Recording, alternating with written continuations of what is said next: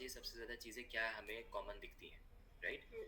Trauma किस वजह से हो रहा है इनका, जो ये जो पेशेंट है इसका जो अपर लेटरल इंसाइजर है ना, अभी एविडेंट नहीं है।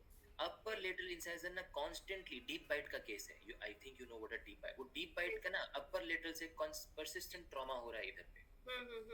तो आपके दिमाग में ऑटोमेटिकली डायग्नोसिस फ्रेम होने लगता है, ओके परसिस्टेंट ट्रॉमा हो रहा है, सो आपका फर्स्ट डायग्नोसिस आता है म्यूकोसील।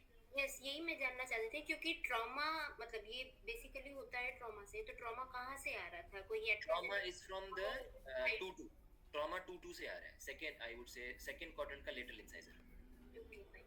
यस कॉन्स्टेंट, क्योंकि डीप बाइट का केस है। दूसरा, अगर आप इसका डिफरेंशियल डायग्नोसिस जानना चाहते हैं, आई विल टेल यू मेरे दिमाग में डिफरेंशियल क्या आएगा। I will consider it to be an AV malformation और हेमंजियोमा और स्ट्रॉबेरी हेमंजियोमा एंजियोमा या पोर्ट वाइनस्टेन। मैं इसको डिफरेंशियल डायग्नोसिस ये बोलूंगा बिकॉज सीइंग द कलर, जब मैंने ये कलर देखा मैं कहा I might be, I am telling you. अब मैंने इसको डायग्नोसिस एस्टैब्लिश किया म्यूकोसील, बट जब मैंने आपसे केस डिस्कस किया मैं कहा जब मैं इसको ओपन करूंगा I need cautery there because it can be something else, it is highly vascular, right?